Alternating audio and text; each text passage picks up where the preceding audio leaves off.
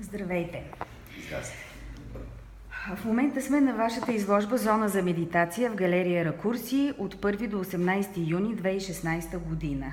Това е втората ви изложба в галерия Ракурси заедно. Как се запознахте, кога и как стана това? Аз вече не се спомням. Аз не си спомням. Доста отдавна беше. Много отдавна май. Това сигурно е било в далечната 1900.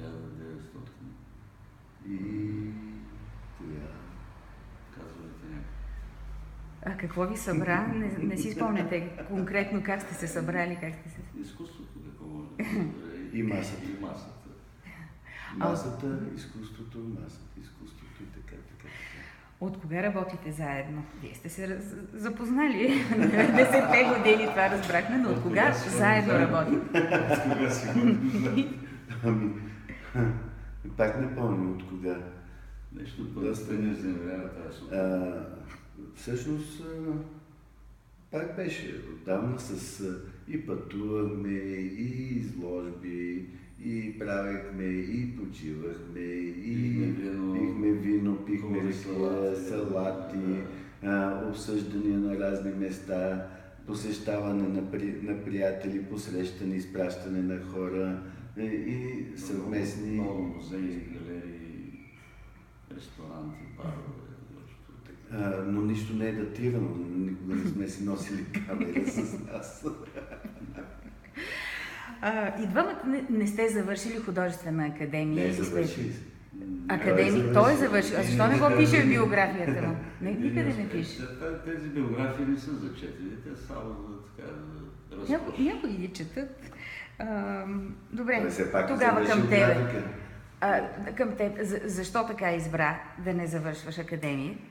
Така се случи по едни стечения на обстоятелствата и кандидатствах, при което в един момент си казах, че стига, няма смисъл, защото това, което може би кандидатствах и щях да завърша, после така или иначе аз си го правех.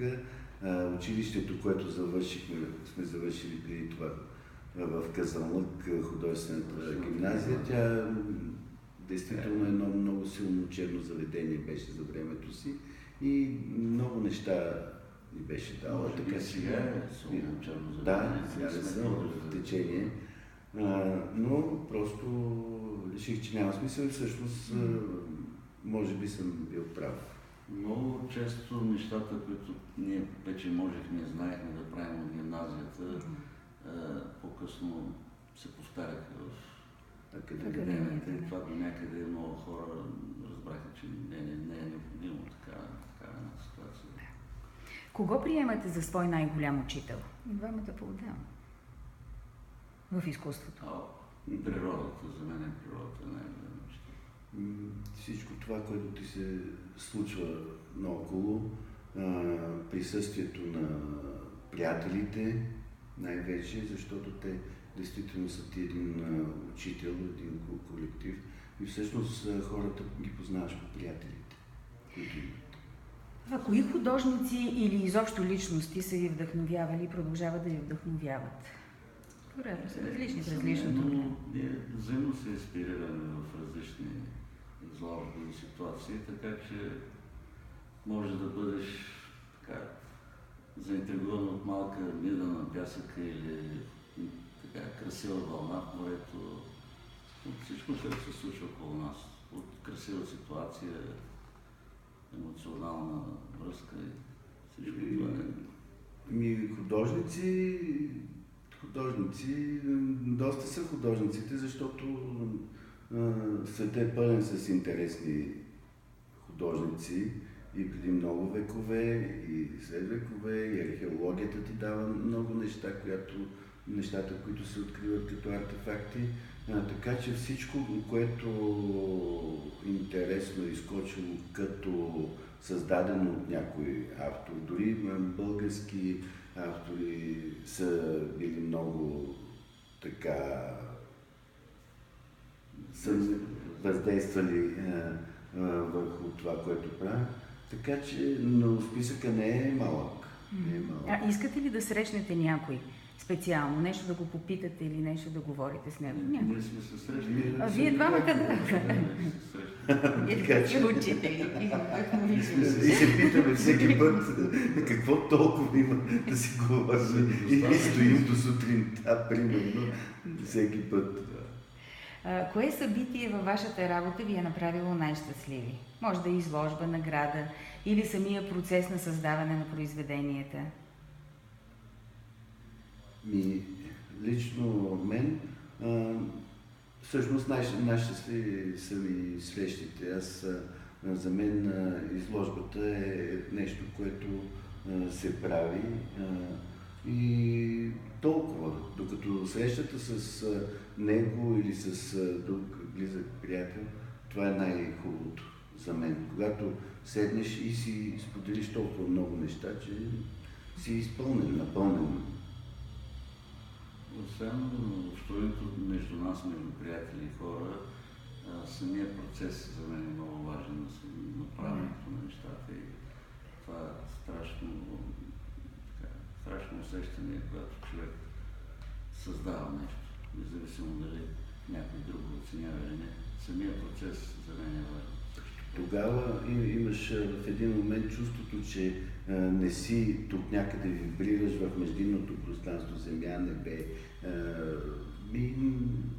Понякога не знаеш, не си част. Именно аз това исках да ви попитам, тъй като тази изложба се нарича зона за медитация и че тъй като самия процес на създаване също е вид медитация, какво осъзнахте за себе си в процеса на подготвяне на тази изложба, на създаване на произведенията?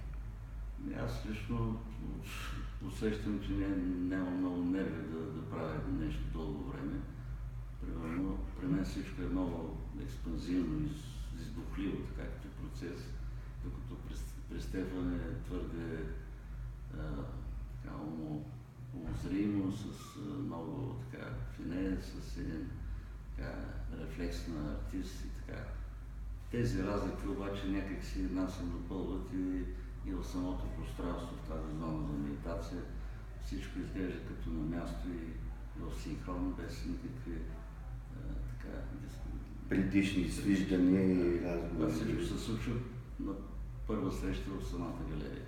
Ние нито сме говорили за нещата или кой какво прави в момента. И това е най-хубаво, че самата среда тук в галерията стои много благородно, много в синхрон, в някаква хармония, и визуална, и концептуална, като дух, като излъчване. Тя самата галерия е зона за медитация, когато си говорим с някой за ракурси. Тя си е едно особено пространство и затова и нещата, както каза Валери, когато ги правиш, ти си в медитацията, ти ги правиш точно за това нещо. И тази междинност, където не си наясно къде си, явно една чистота на радиовръзка или на вътрешна връзка, това помага после да се види резултата, защото нито сме били наясно кой какво прави, защо го прави, само се чува по телефона и това се приключва. Всъщност ние се чуваме за да уточним датите за изложбата. Все пак, да сме наясно. Има ли друго изкуство, което да ви вдъхновява много или да владеете? Музика, поезия, да пишете? Определено музиката е тази, която на мен най-силно е въздейства, след всички други жанрове изкуства, но музиката е тази, която аз присъства в ателието в процеса на моята работа, а за Стефан то е ясно, той си е известен тенор или такъв баритон си. Не. Сега тук, значи точно когато говорим за музиката е силно въздействащо, най-манипулативно, плачеш, люби се с него, абсолютно всичко преминава, отиваш на война, но има естествено и другите изкуства, киното също ми напада. театъра, литературата, поезията, въобще всичките изкуства, колкото до той пък свири на пиано. Да, така че ето имаме си пианист, аз се опитвам да пея. Пееш ли някъде? Моля? В смисъл, пееш ли някъде? Не. Само Пея така с приятели, само когато ми е приятно и ми е много хубаво, събуждам махалите там. Често се случва обаче. Особено в тяхната махала им разбивах съня на хората наоколо. И, както се казва, правя гастроли от време на време. Но така или иначе на инструмент не пробвал съм там с китара, с всеки от нас, с духовите инструменти, но това е нещо, което изисква много работа, ежедневна работа, музикалния инструмент, а пък аз си признавам, че съм си мързелив в това отношение и предпочитам да се занимавам с нещо друго. С по-мързелива работа и по-така внимателно и да не се създават много картини, че става страшно. Относно неговите визуални, музикални, певчески наклони, имам едни съседи, които веднага разбират, че Стефан ме на гости, когато на другия ден ме срещнат и казват, да, с нощи оперния певец на гости. Да, точно така. И последен въпрос. Какво мечтаете да постигнете?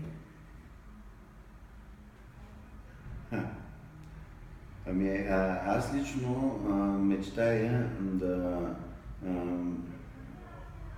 да си прегръщам приятелите. Валери? Освен да ги прегръщам, сега искам да съм вече вкъщи и да съм на салата с ръки, кремолето и така. Прозрачно. Вдъхновяващо. Добре, благодаря ви много. Успех ви пожелавам.